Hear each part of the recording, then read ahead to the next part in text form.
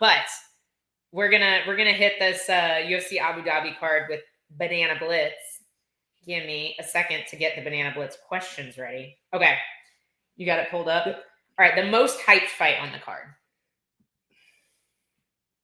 I mean, oh wow, Bryce is a favorite. That's crazy. The most hyped fight, it's probably Whittaker and RDR because it's like the winner gets a title. Like if RDR wins, he gets a title shot. I think Whittaker, but if RDR wins, he gets a title shot. And we're gonna be able to see how good is RDR. Did he just get lucky with Bo Nickel? Is he as good as people are saying he is? And tell me that RDR versus DDP would not be the craziest and least technical fight ever. No, that would be the most Looney Tunes fight of all time. Right. I want to see that. And I agree. I think RDR has a lot of hype behind him, beating a prospect like Bo the way he did. So I'm with you. I think that's the most hype fight. What is the most underrated banger on the card? Okay, so my underrated banger is going to be Magomedov versus Marc-Andre Barrel. Yeah. That's a great fight. And you know what's crazy is I don't bet, but if I did bet, I would put a little bit on say his name again. Marc-Andre Barrel. That one. Great gas tank. Yeah, good cardio. Super good chin, and he can wrestle. And he is not afraid of the fight. He fought a friend of mine, Julian and Marquez, and just the gas tank on this guy. Like if he does not get knocked out, I think he wins this fight. So that I'm super excited about. Is he the dog? He is. Ooh, he's a big dog. That's gonna and he should be. I get it, but I think there's some good value there. There's definitely value. My underrated banger is going to be Petr Yan versus Marcus McGee. I think people don't really know Marcus McGee yet, and he is really good, and he's super tough. He has power. He also has a really great gas tank, and Petr Yan is he's the guy. Yeah. There's never a Petr Yan fight that's boring. Never. There's never a Petr Yan performance where he doesn't show up and look super clean. You know he's going to have the cardio, and you know he's going to be in the fight. And the thing too is like people are upset about this fight, and you have to remember that everybody's a nobody till they fight a somebody, right? Marcus McGee is ranked above me. Like not that we're in the same weight class, but he's ranked higher than I am. And if you saw me versus, let's say, Justin Gaethje, I think a lot of people would be saying the same thing. But that's how this goes. You know, TJ Dillashaw was not, I think he was like number 12 or 13 when he fought for the bantamweight title against Renan Barão. Everybody said he didn't stand a chance, plus 1,000 underdog, and then we're like, oh my god, and we didn't know TJ Dillashaw was TJ Dillashaw. Right. I'm not saying Marcus McGee is going to win this fight. I am saying that this fight in a way does make sense. You deserve to have your shot. Exactly. Right? And if he loses, he doesn't lose anything. No. You know, even if he gets starched, if he gets knocked out in the first round, I don't think it's bad for him. I think he does nothing but go up in this fight. Yeah. No, I agree. And guaranteed finish on the card. Where did I go? Oh. I'm kind of leaning towards the Shara Magomedov Marc-Andre Barrel fight. I feel like one of two things are going to happen. Marc-Andre Barrel gets clipped by Shara because he's wild and dangerous, or Shara gets gassed because he doesn't clip Marc-Andre Barrel and gets finished maybe later in the fight. Yeah, I'm kind of leaning towards that as a solid finish. I'm going to go with the main event. I just think both guys are too crazy. Like, we're seeing Whittaker's incredible chin be tested, and just the way that RDR fights, somebody's getting clipped, somebody's going down, somebody's going to hit the dirt. So I'm picking, and in 5 rounds, neither guy gets tired. Both guys swing with everything they got. I'm going to go with the main event as a guaranteed finish. I just don't know who it is. Yeah, no, that's fair. For the fight that will go the distance, I'm going to take Asu Amabayab and Ramazan Tamirov. I think they're both really tough. Flyweights don't have as much finishing ability as is, just because they lack the power. But I definitely expect that to. I think both guys are very well rounded. I think there'll be a lot of stalemates in the wrestling and department, especially. So I do expect this. Yeah. By the way, Buchecha, our teammate, finally signed to the UFC. Super pumped for that. Very excited to see him. This is go the distance, right? Yeah. My go the distance fight is Bryce Mitchell versus Nurmagomedov. I feel like both guys, heavy grapplers. I would give the striking advantage to Saeed. I would give the grappling advantage to Bryce. I do think that fight is going to go the distance, though. Who is your lock of the card? You can go on the prelims too. Yeah, the prelims are kind of boring. My lock, I kind of don't want to say who my lock is just because I talked about the other guy 10 seconds ago. Wait, hang on. Ooh. I feel like Damon Blackshear is a solid pick. I feel like he's been on I feel like that just the trajectories of Damon Blackshear and David Grant are switching. I don't know if he's a lock, though, to be honest. David! I just drove 6 hours. We're home, but I've been watching you guys, especially you, Elle, for 2 straight hours. You killed it. Just want to say you're the best ever. Best job. Greatest job. It was a great show. Loved it. We kept the whole car busy. It was good. Apparently, I got my facts wrong here at the end. Wow, you got a lot of unloading to do. Yeah, we literally just pulled in. The best game of Tetris I've ever seen in the back of that car. I like how Susie's the best at it, the absolute best packer in the world. But just want to say, great show. Grant, you look awesome, dude. You look sun-kissed. You look good, dude. God is good, you know. Maybe a big fight announcement on the way? Me? I don't know, maybe. I'm retired. I'm retired. You want to know what's crazy is I have no fight in sight. I haven't trained in 10 days because of a lingering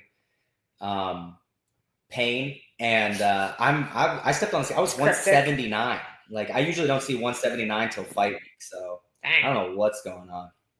Wow. Drugs are good. No. All right. Hey, start eating lettuce. Later, buddy. Later, Elle. Killed it today. Bye, Dave. I don't know if I have a lock, to be completely honest. I didn't know this, though. I missed this. Apparently, Tamirov is out. Who's Tamirov? Was supposed to be fighting Asua Mabayev. It's not even on the UFC's site yet. So, Ochoa, well, I feel like that might change my will go the distance fight then. I don't know. We'll see. I just like how Dave didn't hop on the entire time you were on, but as soon as I got on, he had to come talk to you. Come say hi. I didn't realize he was frozen there. Yeah, I don't have a lock for this one. I don't have a lock for this one. I don't know if I do either. I think Damon is a good pick, but I don't know that he's a lock, to be completely honest. For an underdog pick, I'm really liking Marc-Andre Barrios just for the value of plus 450. I feel like Shara Bullet, like, I do expect him to slow down in this fight.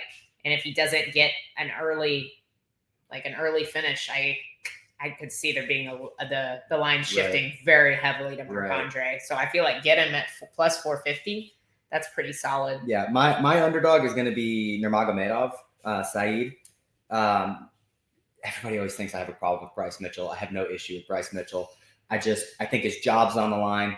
I think he's going down a weight class. And how many times do we see, Russian fighters lose in where they Abu Dhabi? Yeah. No, that's fair. He has been out grappled before. By who? Hayoni Barcelos. Good fighter. Very good fighter. Very, very honestly, good fighter. I can't really think. I don't know. I could definitely see Bryce Mitchell winning this just with the weight cut and with everything going on. And it's always so hard for me to bet on a guy who's training out of his garage. Like that. That's just, how do you find somebody in your garage to emulate Nurmagomedov? He doesn't have to make the travel. He doesn't have to readjust to the sleep schedule. And he has got 57 Bryce Mitchells in his gym that are probably as good, if not better. Maybe not as good jiu-jitsu, but definitely better wrestling. So I'm saying Saeed is a good underdog there. Underdog. All right. The biggest superstar on the card is definitely Robert Whittaker at this point in time. Piotr Jan is the biggest superstar. So? Piotr Jan, could you see maybe Piotr Jan winning a belt again? Yes. Could you see Robert Whittaker winning a belt again? No, but if we're talking about fame, I think more people know who Robert Whittaker is. I don't think so, man. I think everybody loves Maybe not in Abu Dhabi. I'm talking about just around the world. I think everybody loves Robert Whittaker for sure, but Petr Yan is a man of few words and many punches. I think that is true. I think that is true. And I'm such a fan. I'm such a fan of Petr Yan. So he's my guy. I've seen him twice. Did not have the balls to talk to him. Really? He's really nice. I talked to him when you didn't. Can the chat please help explain to my wife that every single male is going to be much nicer to this than to this? So yeah, she just walks around thinking everybody's so sweet. So nice. Really? He's so nice. He was really nice. He was very complimentary of me. Well, we were physical therapy buddies for like 3 months. So anyway, I like Petr. He's a very nice guy. He is very scary looking though. Yeah. I will agree. But also got that tiger-like roar. Dude, he's a gangster. Like you gotta love watching him fight. A prospect to watch on the card. It's Marcus McGee. I agree. It's 100%. It's Marcus McGee. If he wins this fight by split decision that everybody thought he lost, he gets a title shot. Yeah. This is the guy to watch, you know? And I think even if he loses decisively, but has a great, it's a great fight, I just feel like it just makes his value go up so much. Right. And he's got very few fights, and to be able to find himself in this position is huge for him. Like, he's got the most to gain, the least to lose. He's the guy to watch. And like I said, if he loses, his stock goes up. No, I agree. And I think that answers our next Banana Blitz question, which is who has the most to gain. I think it's 100% Marcus McGee. 100%. RDR is a close second, but I feel like Marcus McGee, like you said, he gets a title shot. Like they need contenders for Marab to fight right now. Yeah. I think that's absolutely it. The last one is the most to lose. And personally, I think this is Petr Yan here. I think if Robert Whittaker loses this main event, I don't think anything really changes for him. I don't think winning this fight gets him a title shot. I don't think losing this fight takes him out of the picture for being at the top of the rankings. Yeah. However, if Petr Yan loses to somebody this far behind him in the rankings, he loses a shot at the title probably forever. And I think it takes his stock down quite a bit. The only person that I would say might have a little bit more to lose is Bryce Mitchell, because I don't know this, but I think he's on thin ice with the UFC. And if he loses this fight after all the controversy, you guys know what I'm talking about. And then, they punished him. They punished him for that. And it was against Gene Silva. If he goes down a weight class and tries to revamp his career, and let's say he gets caught in a guillotine in the first minute of this, I don't think we see Bryce Mitchell fight in the UFC again. That's fair. I could see that. I will say I think either way, I think Bryce Mitchell's towards the end of his UFC career, whether he wins this fight or not, to be honest. I could see, I don't think he draws the same crowd he used to. And I think he's going to get a lot of tough matchups. Yeah. I think he's drawing the wrong crowd now. That's fair. If you're a Bryce Mitchell fan, people kind of look at you like, how do you feel about the Jews? So anywho, Grant, would you change weight classes if it meant you could fight more frequently? No. That's a pretty big jump to 170 from 155. I'm not going to 170. It's not a weight issue. It's a height issue. I can't change. I can change what I weigh. I can't change how tall I am. Those guys are tall. Bro, you saw, okay, so I have a buddy of mine. Yeah. 70, right? I have a buddy of mine who fought at 55, Francisco, and he moved up to 70. And he looks like a bull, and he's a thick dude. He's thicker than I am, but he is not a 70 pounder. And he just looks like a boy fighting men. And it's like he makes some bad decisions, but a lot of it is he just gets big brothered at that weight class. The height is such a big game changer. There are people at 170 I think I could beat, but I'm not making a title run at 170. It's so stacked right now. It's so stacked, and it's not. No, I'm staying at 55. I can't make 45 anymore. I really wish I could, but I can't. So, yeah. How about 145? That was to answer that question. Yeah, I don't think that's happening for you. Guys, I have pictures of Grant at 23 years old when we first met, and he doesn't even look like the same human being. He was so much smaller. You can say it. I was skinny. You were so skinny. Yeah, he was so like much Diaz. skinnier than you kind of did look I like. looked like Nate Diaz when he got on the scale. No, Skinny fat. His body's changed so much in that amount of time. Like it's not happening. It's being weird. All right, guys. Thank you so much for tuning in. We went 2 full hours. If you guys missed any of the interviews earlier in the show, please go back and check them out. We had Cam Bennett on at 110. He was awesome. He is fighting this weekend at Island Fights. It's his 3rd professional fight, trying to go 3-0. He's fighting Charles Bennett, the notorious one himself. So definitely go check that out. Island Fights puts on an amazing show. So check them out. I believe they're on YouTube for their stream. You definitely, like, one of the best in regional MMA. So definitely go check them out. Then we had Pantoja on. Huge shout out to Pantoja. Thank you so much for giving us so much of your time.